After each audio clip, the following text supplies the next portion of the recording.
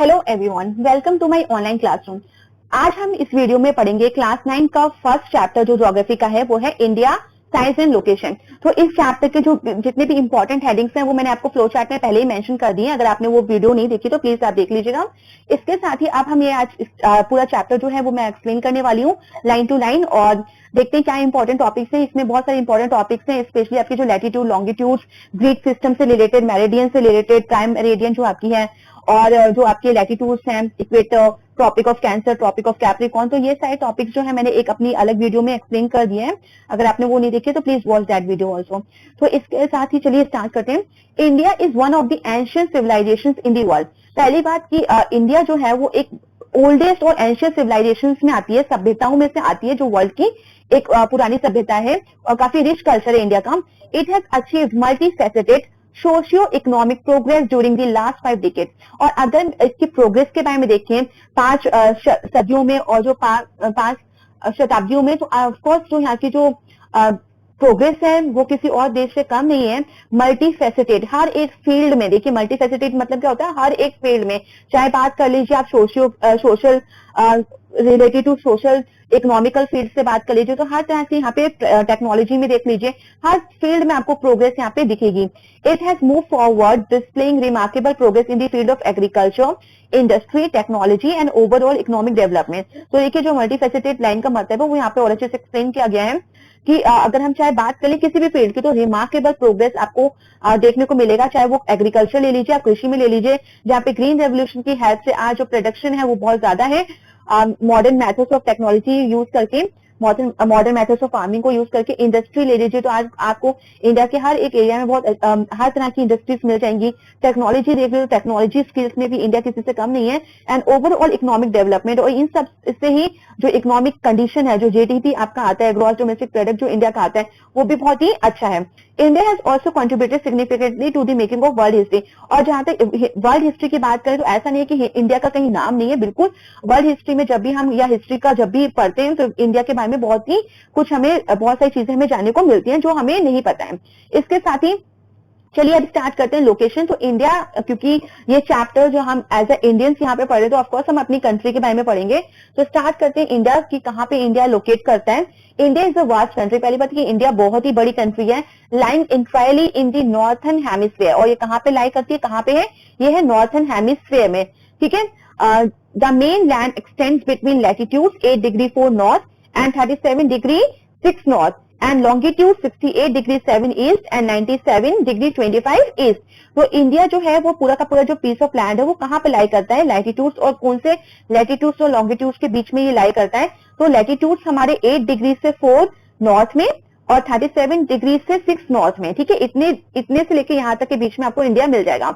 इसके बाद लॉन्गिट्यूड्स में देखें तो लॉन्गिट्यूड्स में 68 डिग्री 7 ईस्ट और 97 डिग्री 25 ईस्ट के बीच में आपको ये इंडिया का जो एरिया है वो आपको पूरा का पूरा मिल जाएगा। तो इसलिए हम इजिली हमें पता चल जाता है कि कौन सी जगह कहाँ लाई करती है। यही इंपॉर्टेंस है हमारी लाइफ में लैटिट्यूड्स और लॉन्गिट्यूड्स की। तो लैटिट्यूड्स और लॉन्गिट्यूड्स एक तरह की इमेजिनरी लाइंस होती हैं। मैं आपको एक डायग्राम के थ्रू इसको शो कर देती हूँ, किस तरह से आपको लैटिट्यूड लॉन्गिट्यूड समझ में आ जाए। देखिए ये जो है आपका लाइन दिख रही है, ये जो है आपकी पैरेलल लाइंस होती हैं, इनको पैरेलल लाइंस भी बोलते हैं और इनको लैटिट्यूड लाइंस बोलते हैं, ठीक है। ये किस तरह की लाइंस होती है, ये हॉरिजॉन्टल लाइंस होती हैं। और आपकी जो ये लाइंस होती हैं वो इनको हम पैरेलल्स कहते हैं। और यहाँ की जो सबसे लॉन्गेस्ट जो आपकी लैटिट्यूड होती है वो होती है इक्वेटर, जो 0 डिग्री होता है। और यहाँ से लेके जो आपका नॉर्थ पोल है वो 90 डिग्री होता है, और इक्वेटर से लेके 0 डिग्री से लेके साउथ पोल तक भी आपका 90 डिग्री होता है, ठीक है। तो ये आपके लैटिट्यूड्स हैं। और यहाँ पे आपका जो है वो लॉन्गिट्यूड है, जिसको हम मेरिडियन भी बोलते हैं। देखिए यहाँ पे लिखा है पैरेलल, जिसको लैटिट्यूड का दूसरा नाम पैरेलल्स है। ये सारी लाइंस पैरेलल्स होती है, एक दूसरे को कभी कट नहीं करती हैं, कभी मिलती नहीं है लाइंस, कभी दे नेवर मीट। और यहाँ पे लॉन्गिट्यूड जो होती हैं वो आपकी वर्टिकल लाइंस होती हैं। और जो सबसे जो लॉन्गेस्ट आपका जो लॉन्गिट्यूड लाइन होती है वो आपकी प्राइम मेरिडियन होती है, और इसका मेजरमेंट जो होता है वो 0 डिग्री होता है। और ये अर्थ को ईस्ट और वेस्ट में डिवाइड करता है, ठीक है। इक्वल जोन्स में डिवाइड करता है, इक्वल पार्ट्स में, ईस्ट और वेस्ट। और जो लैटिट्यूड्स है आपकी वो नॉर्थ और साउथ में इस पूरे के पूरे अर्थ को डिवाइड करती है इक्वल पार्ट्स में। ये देखिए सारी की सारी डिफरेंट मेरिडियन से, मेन वाली को प्राइम मेरिडियंस बोलते हैं और बाकी सबको हम मेरिडियन बोलते हैं। जैसे यहाँ पे इस मेन को हम इक्वेटर बोलते हैं, बाकी सबको हम पैरेलल्स या लैटिट्यूड लाइन बोलते हैं। यहाँ भी आपका नॉर्थ पोल होता है, यहाँ भी आपका साउथ पोल होता है। ठीक है, तो ये इंपॉर्टेंट चीजें जो आपको याद रखनी है हमेशा। इसके बाद देखिए फिर नेक्स्ट जो आपको चैप्टर में हमें चीजें पढ़नी है, इसके बाद आप the tropic of cancer 23 degree 30 north, जो नॉर्थ में जो आपका ट्रॉपिक ऑफ कैंसर है, एक ताकि नेक्स्ट जो आप पैरेलल लाइन बोल सकते हैं, इसको लैटिट्यूड बोल सकते हैं, वो होती है 23 डिग्री 30 नॉर्थ पे जो लाइन पाई जाती है उसको बोलते हैं ट्रॉपिक ऑफ कैंसर। और ये जो है ये हमारी जो कंट्री है इंडिया, उसको डिवाइड करता है 2 इक्वल पार्ट्स में। ठीक है, ये 2 इक्वल पार्ट्स में एक को हम बोलते हैं ट्रॉपिकल एरिया और एक को बोलते हैं सब ट्रॉपिकल। ठीक है, नीचे वाला जो एरिया है सदर्न साइड वाला उसको ट्रॉपिकल बोलते हैं, जो ऊपर वाला है एरिया उसको हम सब ट्रॉपिकल एरिया बोलते हैं। To the south east and south west of the mainland lie the Andaman and Nicobar Islands and the Lakshadweep Islands in Bay of Bengal and Arabian Sea respectively। अगर आपके south east और south west part में main land है, उसमें अगर आप देखें तो वहां पे आपको अंडमान निकोबार नाम का एक आइलैंड मिल जाएगा। देखिए आइलैंड वर्ड है तो मतलब यहाँ पे अंडमान निकोबार में काफी सारे ग्रुप ऑफ आइलैंड्स हैं। ठीक है, इसी तरह से जो लक्षद्वीप आइलैंड्स है इसमें भी काफी सारे छोटे छोटे आइलैंड है, तो इसी से पूरा मिलके बना है लक्षद्वीप आइलैंड्स। और ये कहाँ पे लोकेट है आपका, ये है आपका Andaman Nicobar islands and the Lakshadweep islands. ठीक है, तो अंडमान निकोबार आइलैंड जो है वो आपका बे ऑफ बंगाल में है और जो आपका लक्षद्वीप आइलैंड है वो आपका अरेबियन सी में है। अच्छा, आइलैंड वर्ड आ गया, तो आइलैंड वर्ड से आप क्या समझते हैं, आप piece of land which is surrounded by water. ठीक है, एक कोई भी धरती का टुकड़ा जिसके चारों तरफ पानी ही पानी होता है उसको बोलते हैं हम आइलैंड। चलिए अब इसके आगे समझते हैं क्या है। Find out the extent of these groups of islands from your Atlas. तो आपको एक एक्टिविटी एक वर्क दिया गया है यहाँ पे, आपको एटलस के थ्रू पता करना है कि ये जो ग्रुप्स है इनका लैटिट्यूड लॉन्गिट्यूड क्या है। ठीक है, कहाँ से लेके कहाँ तक एरिया में फैले हुए हैं। इसके बाद देखिए डू यू नो। ठीक है, डू यू नो में आपका एक इंपॉर्टेंट फैक्ट दिया जाता है बुक में, जो आपकी जीके आपकी करंट नॉलेज को इंक्रीज करता है और ये बहुत इंपॉर्टेंट होता है क्योंकि यहीं से जो ये डू यू नो और कुछ फैक्ट करके जो वर्ड्स होते हैं जो पिंकिश कलर या ब्लू कलर के बॉक्स में आपको दिए जाते हैं, ये भी आपको रीड करना है क्लास स्पेशली क्लास 9 to 12, क्योंकि यहीं से आपके बिटवीन ऑफ द चैप्टर, ठीक है, आपके हर एक पेजेस से एक एक क्वेश्चन बनता है, एक एक नंबर का 1 मार्क्स का, वो यहीं से बनते हैं। ठीक है, तो इसी तरह से 1 मार्क्स के क्वेश्चन आपसे पूछ सकते हैं कि इंडिया का सदर्न मोस्ट पॉइंट कौन सा है, मतलब इंडिया का जो साउथ एरिया है जो सबसे लास्ट पॉइंट है, कहां तक इसकी जो टेरिटरी फैली हुई है, एरिया फैला हुआ है, वहां का जो सदर्न मोस्ट पॉइंट है इंडियन यूनियन का वो है इंदिरा पॉइंट। कौन सा पॉइंट है, इंदिरा पॉइंट। अच्छा, एक चीज और कि ये 2004 में जब सुनामी आई थी तो ये जो इंदिरा पॉइंट है जो कि अंडमान निकोबार में लाई करता है, ये आपका सबमर्ज हो गया था। ठीक है, डूब गया था सी वाटर में। इसके बाद देखिए size, the land mass of India has an area of 3.28 million square kilometre.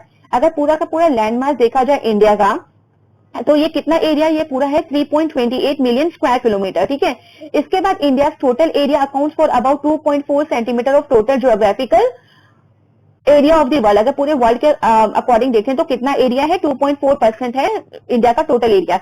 इसके बाद देखिए इंडिया इन दी वर्ल्ड, आपको किस तरह से पता चलेगा कि इंडिया कहाँ पे इन द वर्ल्ड, तो देखिए फिर से वही लाइंस आ रही है सबकी सब लैटिट्यूड। देखिए ये जो है आपकी ये प्राइम मेरिडियन है 0 डिग्री, और ये जो है आपका 0 डिग्री वो आपकी इक्वेटर है जो लॉन्गेस्ट लैटिट्यूड है। ठीक है, लैटिट्यूड हॉरिजॉन्टल लाइंस होती हैं और किस तरह से इनको याद करना है, लैटिट्यूड मतलब लेटी हुई लाइंस। ठीक है, किस तरह की लाइंस होती है, लेटी हुई होती है, तो एक ट्रिक है आपके लिए कि किस तरह से आपको याद रखनी है। और जो आपकी लॉन्गिट्यूड होती है वो आपकी वर्टिकल लाइंस होती हैं। अच्छा, यहाँ 0 से लेकर यहाँ तक 90 डिग्री और ये भी आपकी 0 से लेकर यहाँ तक 90 डिग्री, तो टोटल 180 हो जाती है, 180 लैटिट्यूड हो जाती है। और जो लॉन्गिट्यूड है वो भी आपकी 0 से लेकर 90 डिग्री और 0 से लेकर 90 डिग्री, तो 180 टोटल हो जाती है।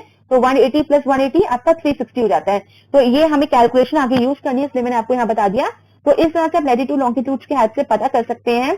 इंडिया जो है जैसे मैंने अभी बताया लैटिट्यूड कौन सी कितना लैटिट्यूड में है, 8 डिग्री 4 नॉर्थ में और 37 डिग्री 6 नॉर्थ में। ठीक है, इतने बीच में आपको इंडिया मिल जाएगा लैटिट्यूड में, और लॉन्गिट्यूड आपका 68 degree 7 east and 97 degree 25 east.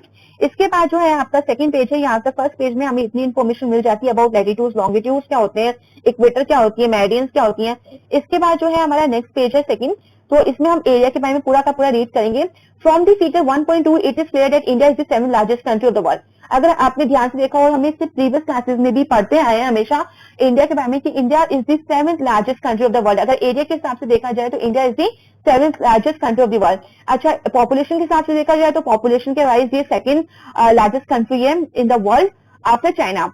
India has a land boundary, अच्छा अब लैंड बाउंड्री देख लेते हैं कितनी कितनी बाउंड्री फैली हुई है इंडिया की। तो India has a land boundary of about 15,200 kilometre and the total length of the coastline of the mainland including Andaman and Nicobar and Lakshadweep is 7,516.6 kilometre. जो आपकी कोस्टल लाइंस है, ठीक है, कोस्टल एरिया है, जो आपका समुद्र के किनारे जो एरिया पड़ता है, लैंड पड़ता है, वो आपका जो हम पूरा का पूरा इंक्लूड करें अंडमान निकोबार लक्षद्वीप से, तो इतना आपकी कोस्टल लाइन है इंडिया की। India is bounded by the young fold mountains in the north west. North side में हमारे क्या है, नॉर्थ वेस्ट में देखा जाए तो पूरे के पूरे हिमालयन माउंटेन्स की रेंजेस हैं, जिनको हम यंगफोल्ड माउंटेन्स भी बोलते हैं।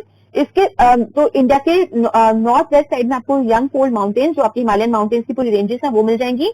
इसके बाद नॉर्थ एंड नॉर्थ ईस्ट तक ये सारे जो रेंजेस हैं वो आपको मिल जाएंगी। South of about 22 degree north latitude, south का जो अगर एरिया देखें तो वहां पे कितना नॉर्थ लैटिट्यूड है, वो है 22 degree. It begins to taper and extends towards the Indian ocean, ठीक है। और ये कहां तक फैला हुआ है, ये आपका इंडियन ओशन तक फैला हुआ है।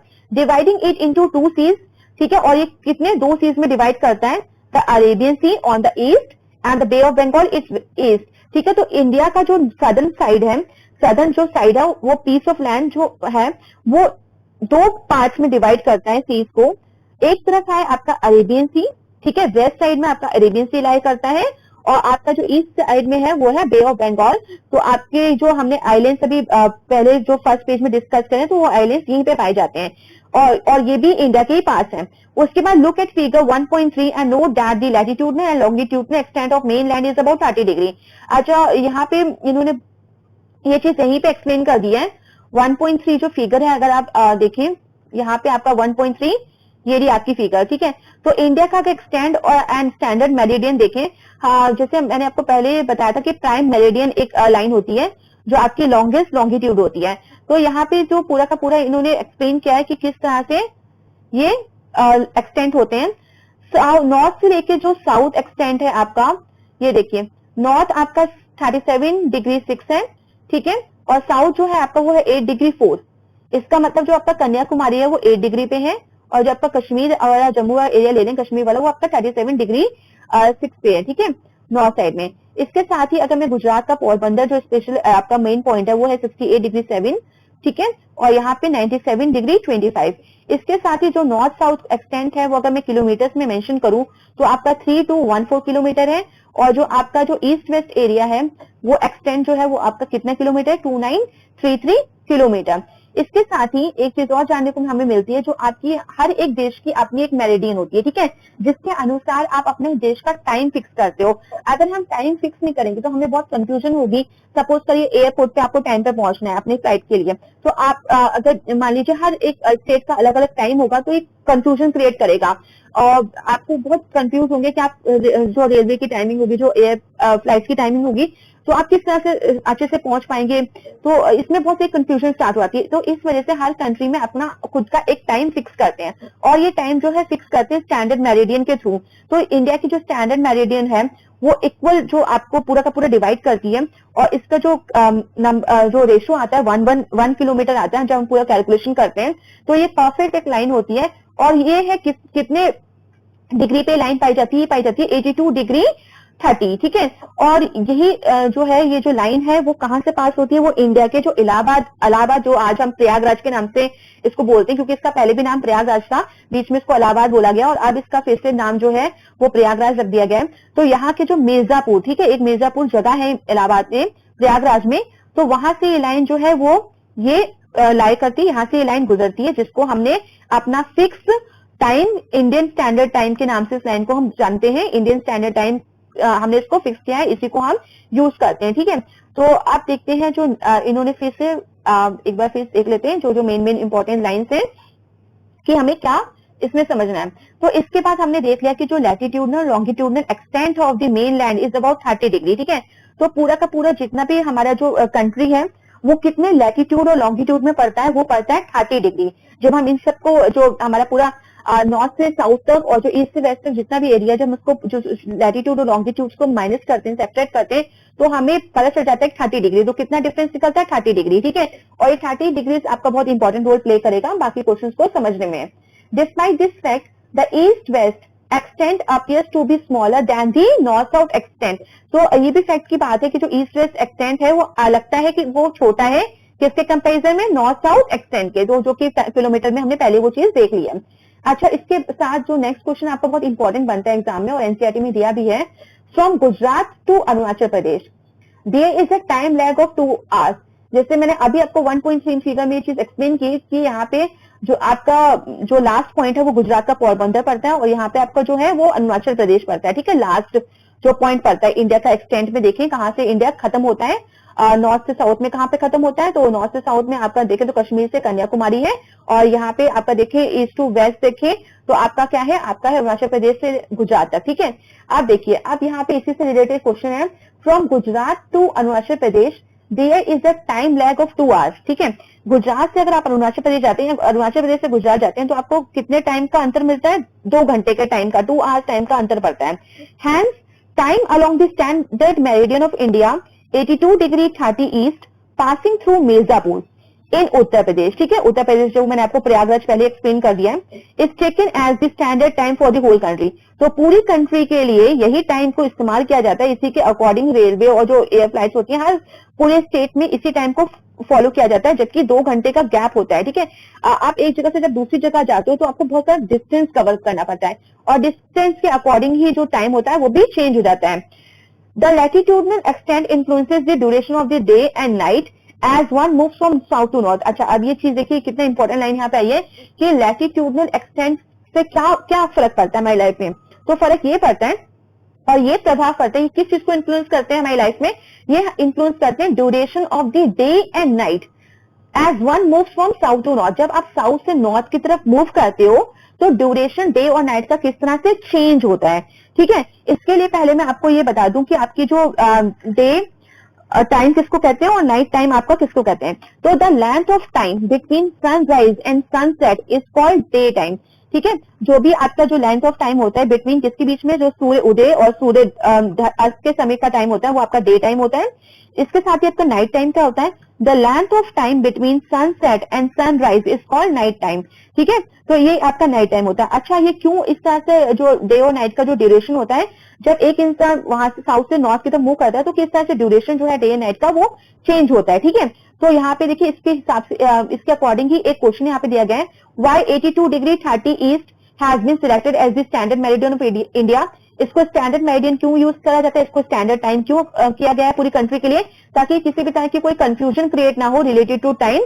पूरी इंडिया में एक ही टाइम फॉलो किया जाता है, हर एक स्टेट में, हर एक एरिया में, और इसके साथ ही हमारी जो कंफ्यूजन होती है रेलवे टाइमिंग्स और एयर फ्लाइट की टाइमिंग से, तो उसमें हमें हम फ्री हो जाते हैं, हमें हर चीज अच्छे से हम एक टाइम पे फोकस करते हैं और उसी को फॉलो करते हैं। फिर सेकंड क्वेश्चन आता है, why is the difference between the durations of day and night hardly felt at Kanyakumari but not so in Kashmir.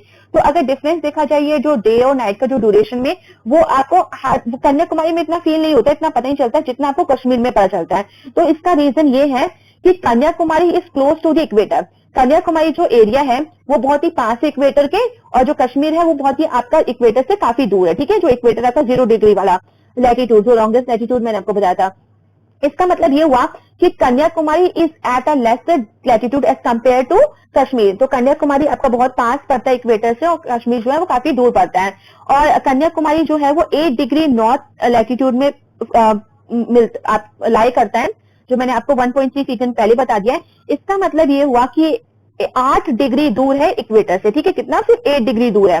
At equator receives, हमें अच्छे से बात पता है कि जो इक्वेटर है वहां पे डायरेक्ट सनलाइट पड़ती है, इसलिए वहां पे जो ड्यूरेशन होता है डे और नाइट का वो इतना पता नहीं चलता कन्याकुमारी में। और ये सिर्फ ड्यूरेशन जो हार्डली वो 1 आवर का ही डिफरेंस होता है डे और नाइट का।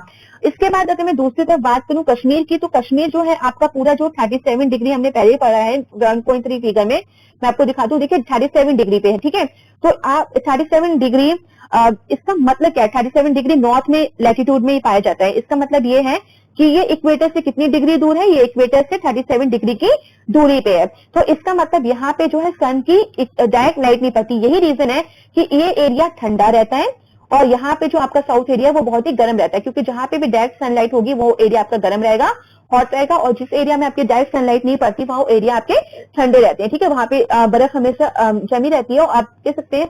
तो और ये चीज को मैंने पहले ही अपनी एक वीडियो जो बनाई थी, लैटिट्यूड लॉन्गिट्यूड, जो भी ज्योग्राफिकल इंपॉर्टेंट टर्म से रिलेटेड टू इस चैप्टर से जो भी रिलेटेड है, उसमें मैंने हर एक चीज को एक्सप्लेन कर चुकी हूं मैं पहले।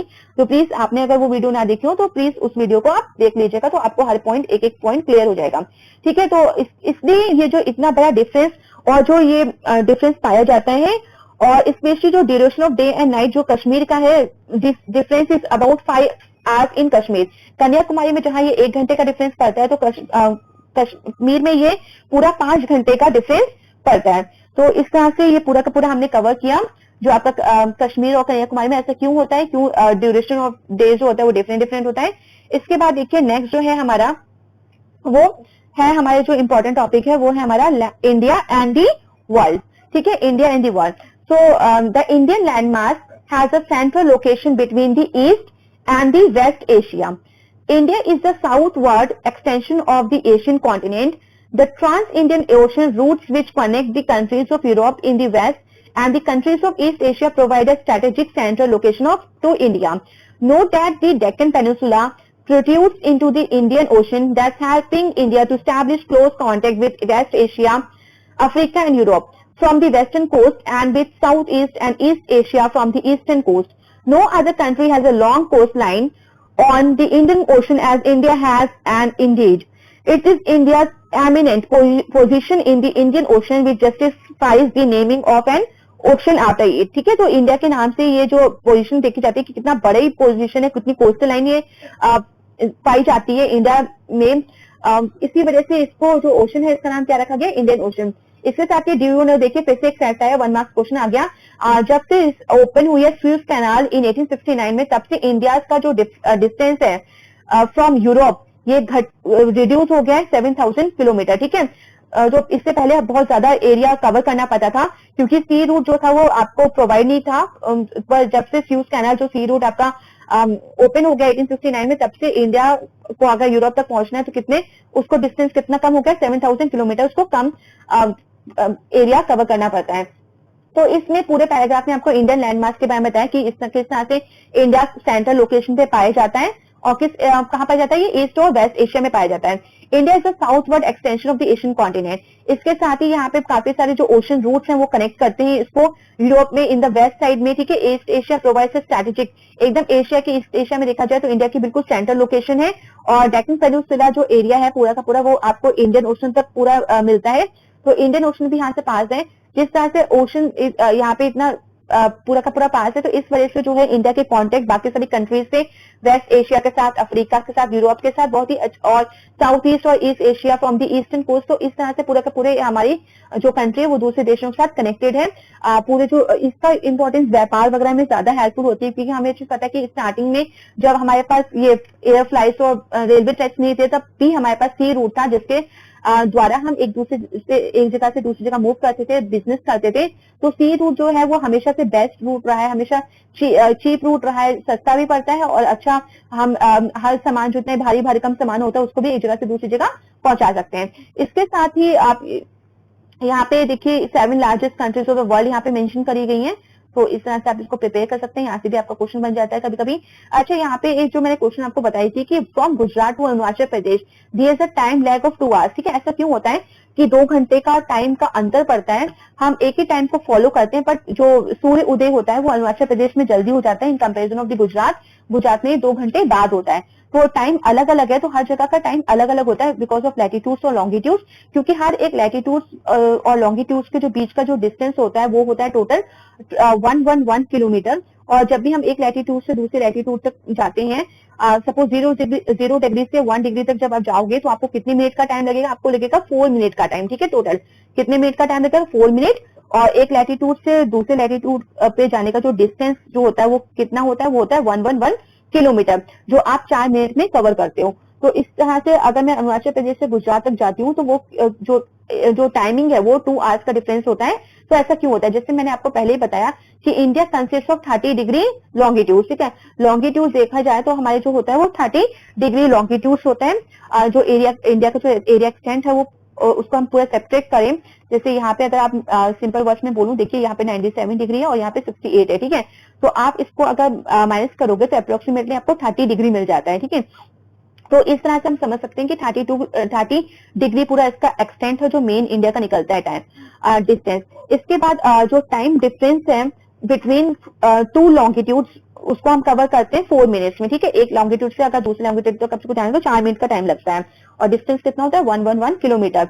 गुजरात जो है वो आपका western most longitude of India है और ये कितना है 68 डिग्री 7 ईस्ट पे ये एरिया लाई करता है। ठीक है, ये जिसे आप यहाँ पे देख सकते हैं। और उसके बाद जो आपका जो अरुणाचल प्रदेश है वो आपका ईस्टर्न मोस्ट लॉन्गिट्यूड है ऑफ इंडिया, जो 97 डिग्री 25 ईस्ट पे आपको ये जगह मिल जाती है। तो अब टोटल अगर मैं दोनों का सब्ट्रैक्ट करूं 97 एंड -68, तो अप्रोक्सीमेटली जो आपको टाइम लॉन्गिट्यूड मिलता है वो आपका 30 डिग्री है। तो सिंपली आपको किस तरह से 2 घंटे ये निकालने हैं, क्यों ऐसा होता है, तो 30 डिग्री जो आपका 30 डिग्री है, ठीक है, जो मैंने अभी आपको सेपरेट करके बताया इतना एक्सटेंट, 30 डिग्री को मल्टीप्लाई करिए आप 4 मिनट से, ठीक है, क्योंकि एक लॉन्गिट्यूड से दूसरे लॉन्गिट्यूड में जाने में आपको कितना मिनट लगता है, आपको 4 मिनट लगता है। तो 30 डिग्री मल्टीप्लाई बाई 4 मिनट, तो आपके कितने टोटल मिनट आ गए, आपके आगे 120 मिनट्स। कितने आगे, 120 मिनट्स। तो अगर 60 मिनट का 1 घंटा होता है तो 120 मिनट का कितने घंटे हुए, 2 आवर्स हुए। तो इस वजह से ही जो 2 आवर्स है आपका, वो आपका जो टाइम लैग बिहाइंड करता है यहाँ पे जब आप मूव करते हो गुजरात टू अरुणाचल प्रदेश, ठीक है। तो इस तरह से ये आपका पूरा कवर हो गया।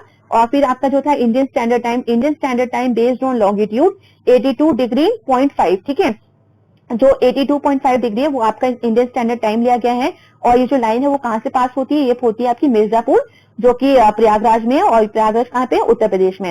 इट इज 5 आवर्स 30 मिनट, ठीक है, तो 5 घंटे 30 minute ahead of Greenwich mean time. जो ग्रीनविच आपकी मेन जो मेरिडियन है उससे ये 5 घंटे 30 मिनट, जो 5 आवर्स 30 मिनट है वो आगे चलती है, जिसको हम ग्रीनविच मीन टाइम को हम जीएमटी भी बोलते हैं। और इसको नाउ कॉल दी यूनिवर्सल कोऑर्डिनेटेड टाइम, और अब इसको आजकल के दिनों में इसको बोलते हैं universal coordinated time. Greenwich mean time को, जीएमटी को हम यूनिवर्सल कोऑर्डिनेटेड टाइम भी बोलते हैं, यानी यूटीसी बोलते हैं, ठीक है। आई होप अब आपको समझ में आ गया हो। ये जो 2 आवर्स का है फिर से वही 30 डिग्री है, यहाँ पे 4 मिनट लगता है एक मिनट एक लैटिट्यूड से दूसरे लैटिट्यूड में जाए। तो यहाँ अगर 30 डिग्री पूरा आपका लैटिट्यूड लॉन्गिट्यूड का एक्सटेंट है तो 30 को आपको क्या करना है, मल्टीप्लाई करिए 4 से, इज इक्वल टू कितना आएगा आपका 120 मिनट। और 120 मिनट आपको कितना दिखाता है, 2 आवर्स, ठीक है। तो 2 आवर्स का गैप यहाँ ये आपको क्लियर हो गया होगा। अब आप आराम से ये जो आंसर है आप आराम से लिख सकते हैं। अब चलिए अब जो नेक्स्ट है हमारा वो है पेज नंबर 3 में पूरा आपका ये दिया है। तो आप एक तरह से मैप वर्क की तरह अपनी नोटबुक में इसको कर सकते हैं। और इस चैप्टर से जो आपका मैप आएगा वो आपका पॉलिटिकल मैप ऑफ इंडिया आएगा। ज्योग्राफी में स्पेशली आपके सारे पॉलिटिकल मैप ऑफ इंडिया ही हैं। और इसमें जो है आपको कंप्लीट करना है इस चैप्टर में, वो आपको करना है स्टेट्स और कैपिटल्स, ठीक है, with union territories and there Capitals also. तो ये सारे आपको चीजें प्रिपेयर करनी है आपके मैप वर्क के लिए। साथ में आपकी जो नेबरिंग कंट्रीज है वो आपको लोकेट करनी है, आपको जो आइलैंड्स हैं वो आपको लोकेट करने। तो इस चैप्टर से आपके ये सारे मेन इंपॉर्टेंट आपका मैप वर्क भी कंप्लीट हो जाता है।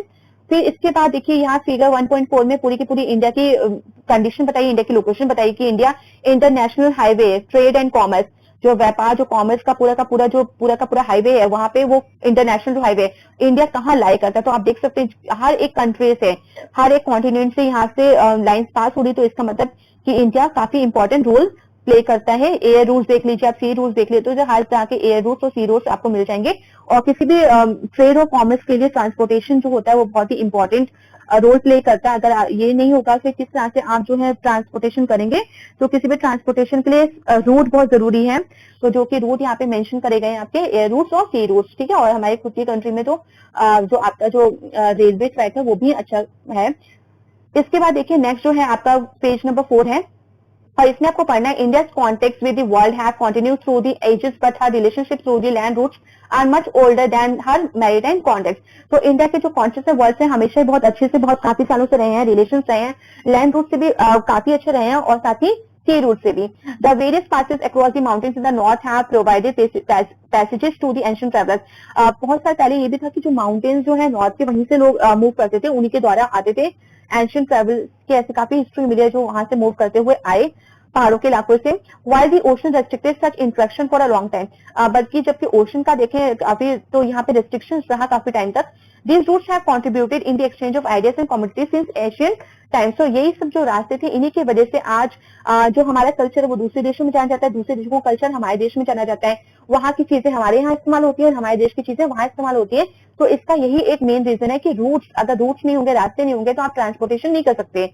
The ideas of the Upanishad and the Ramayana, the stories of Panchtantra the Indian numerals and the decimal system thus could reach many parts of the world. तो यही एक रीजन है कि जो आज हमारे इंडिया के जो उपनिषद हैं, वेदास हैं, द रामायण है, ठीक है ना, जो महाग्रंथ हैं आपके, और स्टोरीज ऑफ पंचतंत्र की जो कहानियां हैं वो बहुत ही ज्यादा अच्छी हैं। उसमें हमें मॉरल वैल्यूज, जो आजकल के बच्चों को बहुत जरूरी है मॉरल वैल्यूज सीखने की, तो पंचतंत्र की ये सारी की सारी जो विष्णु शर्मा के द्वारा लिखित है, तो इनसे हमें छोटी छोटी कहानियां जो बहुत पूरी जिंदगी का फलसफा दी जाती हैं।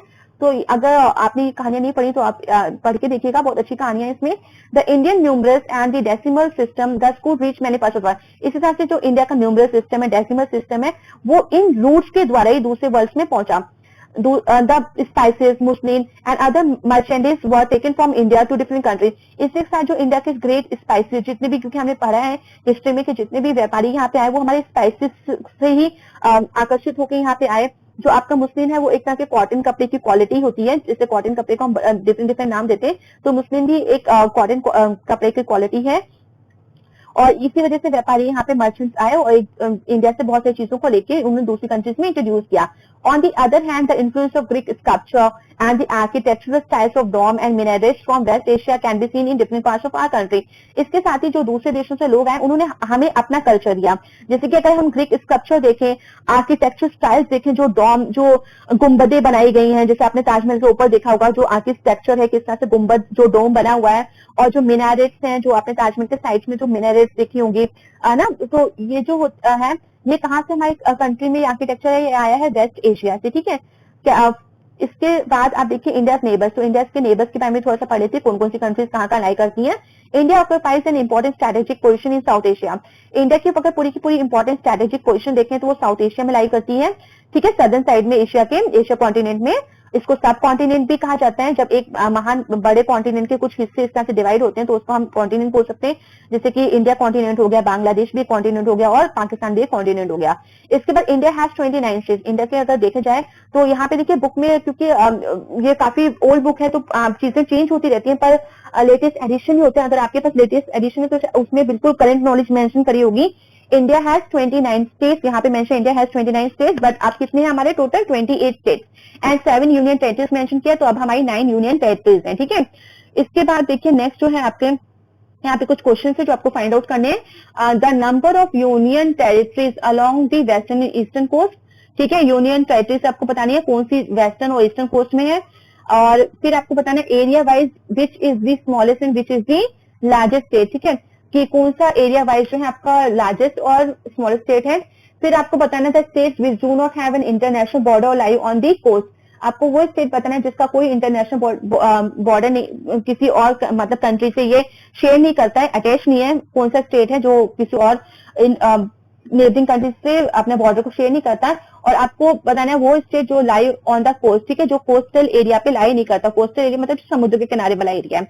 फिर इसके बाद classify the states into 4 groups each having common frontiers with, ठीक है। इसके बाद आपको कुछ स्टेट्स को कैटेगरीज करने हैं, 4 ग्रुप्स में बताना है। हैविंग कॉमन फ्रंटियर्स विद, जिसके कॉमन बाउंड्रीज शेयर करता है पाकिस्तान से, चाइना से, म्यांमार से, ठीक है, एंड बांग्लादेश से, ठीक है। तो ये आपको पूरा का पूरा यहाँ पे बताना है। इसके बाद देखिए India shares it's land boundaries with Pakistan Afghanistan in the north waste. India की जो बाउंड्री शेयर करता है इंडिया, वो आपका जो नॉर्थ वेस्ट साइड में वो पाकिस्तान अफगानिस्तान से शेयर करता है। फिर चाइना तिब्बत वाला जो एरिया है वो Nepal and Bhutan in the north side में शेयर करता है, and Myanmar and Bangladesh in the east, और ईस्ट साइड में जो है वो म्यांमार और बांग्लादेश से बाउंड्री शेयर करता है। आज southern neighbours across the sea consist of 2 island countries, और इसके साथ ही जो सदर्न साइड में अगर हमारे नेबर्स देखा जाए तो सी के अक्रॉस उस पार, तो वो 2 आइलैंड कंट्रीज हैं, नेमली आपका श्रीलंका एंड मालदीव। तो 2 हैं, वो कौन सी आपकी, जैसे यहाँ पे दिया है श्रीलंका एंड मालदीव, ठीक है। अंडमान निकोबार आपका बे ऑफ बंगाल में आइलैंड है, जो यूनियन इंडिया की यूनियन टेरिटरी है, जहाँ पे इंदिरा पॉइंट मैंने आपको बताया था सदर्न मोस्ट पॉइंट है, और जो कि 2004 की सुनामी में सबमर्ज हो गया है। और ये आपका जो है वो लक्षद्वीप है, और ये आपका अरेबियन सी में लाई करता है। और इंडियन ओशन में आपका जो है श्रीलंका और मालदीव सारे जो ये 2 नेबरिंग कंट्रीज हैं, आइलैंड कंट्रीज हैं, वो लाई करते हैं, ठीक है। और आइलैंड क्या होता है, piece of land which is surrounded by water. Sri Lanka is separated from India by a narrow channel of sea formed by Park Strait and Gulf of Mannar, while Maldives Islands are situated to the south of the Lakshadweep Islands, ठीक है। अब ये देखिए जो line है जो श्रीलंका और को इंडिया अलग करती है, वो एक नैरो चैनल है ऑफ सी, समुद्र का ही एक नैरो चैनल होता है, एक लाइन होती है जिसको हम बोलते हैं form by the park straight and the gulf of Mannar. तो ये दो चीजें हैं जो इंडिया को श्रीलंका से अलग करती हैं। इसके साथ ही जो मालदीव्स आइलैंड है वो आपका कहाँ सिचुएटेड है, टू दी साउथ ऑफ, देखिए लक्षद्वीप आइलैंड है जो इंडिया का पार्ट है, इंडिया लिखा हुआ है, ये मालदीव्स नेबरिंग कंट्री है जो लक्षद्वीप के सदर्न पॉइंट पे सदर्न साइड में लोकेटेड है। India has had strong geographical and historical links with her neighbours. India के हमेशा ही अपने जो नेबरिंग कंट्रीज हैं उनके साथ हमेशा स्ट्रॉन्ग जियोग्राफिकल हिस्टोरिकल लिंक रहे हैं। Look at the physical map of Asia in your Atlas and note how India stands apart from rest of Asia. तो आप वहां देखिएगा किस तरह से जो इंडिया है वो अपनी नेबरिंग कंट्रीज के साथ साथ एशिया में क्या पोजीशन है, किस तरह से दूसरी कंट्री से कनेक्टेड है, ठीक है। इसके साथ ही देखिए यहाँ पे मैप में इंटरनेशनल बाउंड्री के लिए इस सिंबल को यूज किया गया है और स्टेट बाउंड्री के लिए इस सिंबल को यूज किया गया है, जिससे आपको पता चला कि इंटरनेशनल बाउंड्री को जो क्वेश्चन पूछे ना कि कौन कौन से स्टेट जो है वो इंटरनेशनल बाउंड्री को फॉलो करते हैं या नहीं करते हैं, तो इस तरह से आप समझ सकते हैं। तो मैप में हमेशा ये सिंबल्स देके ही आपको समझाना होता है। आप अलग अलग सिंबल्स भी ले सकते हैं, मगर ये इंटरनेशनल वे पे हम यही वाले सिंबल्स यूज करते हैं इंटरनेशनल बाउंड्री और स्टेट बाउंड्री के लिए, ठीक है। तो इस तरह से हमारा कंप्लीट हुआ। इसके साथ देखिए डू यू नो वाला एक फैक्ट है, before 1947 there were 2 types of states in India. 1947 से ये देखिए आपका जो क्वेश्चन है आपका हिस्ट्री में भी बहुत काम करता है, आप इस चीज के बारे में पढ़ेंगे। मे बी अगर 9th में नहीं होगा तो आपका 10th में बहुत ज्यादा होगा, तो अपनी नॉलेज यहीं पे इंक्रीज करिए। देखिए हर चीज हम मार्क्स के लिए नहीं करते, हमें अपनी नॉलेज में इंक्रीज करनी चाहिए। तो बिफोर 1947 की बात करूं, जब हमारा देश आजाद नहीं हुआ था, तब जो हमारे यहाँ पे पूरे इंडिया में 2 तरह के स्टेट्स पाए जाते हैं। जैसे आप आज मैंने आपको अभी यहाँ पे आया ना, ये टॉपिक इसलिए यहाँ पे आया, जैसे हमने मेरा बोला कि स्टेट्स और यूनियन टेरिटरीज होती हैं।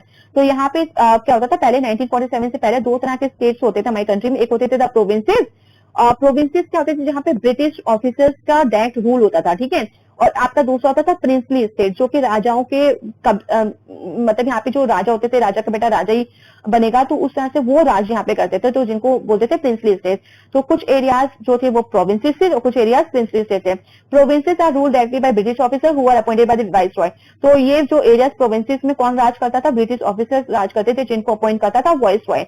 और princely states were ruled by local hereditary rulers. और प्रिंसली स्टेट्स वो एरिया होते थे जहाँ पे जो लोकल राजा होते थे, मतलब जो यहीं के जो इंडिया के जो राजा होते थे, हेरिडिटरी रूलर्स। हेरिडिटरी रूलर्स मैंने वही बोला, राजा का बेटा राजा। तो जनरेशन टू जनरेशन जो राजा बनते थे वो कुछ टैक्स वगैरह दे देते थे ब्रिटिशर्स को, तो who acknowledge sovereignty in return for local autonomy. तो इस तरह से ये पहले 1947 से पहले जो इंडिया में 2 तरह के स्टेट्स होते थे, प्रोविंसेस और प्रिंसली स्टेट्स। और इनमें सुप्रीम पावर नहीं होती थी, ठीक है। अपना अपना लोकल ऑटोनॉमी सेल्फ रूल ही ये करते थे अपनी अपनी जगहों पे, अपनी अपनी रीजन्स पे। इसके बाद देखिए आपका जो नेक्स्ट टॉपिक, इस तरह से ये पूरा का पूरा जो चैप्टर था वो हमने रीड कर लिया है, ओवर हो गया है। इसके बाद जो आपके क्वेश्चन है वो आप सॉर्ट आउट करने की कोशिश करिएगा, मुझे लगता है आप बिल्कुल कर लेंगे अगर अपने चैप्टर जैसे समझ लिया है। कोई भी डाउट हो आप मुझे कमेंट करके प्लीज बताइएगा, मैं आपको बिल्कुल हेल्प करूंगी। तो इस तरह से हमने चैप्टर पूरा का पूरा कवर कर लिया इतने में। और बिल्कुल आपको मैं फिर से एक बार बता देती हूँ कि अगर आपने लैटिट्यूड लॉन्गिट्यूड आपको कोई भी प्रॉब्लम हो तो इससे पहले जो मैंने वीडियो बनाई है आप उसमें बिल्कुल देख लीजिएगा, आपको हर एक चीज क्लियर हो जाएगी। तो okay, thank you everyone and please like share and subscribe this channel for more updates.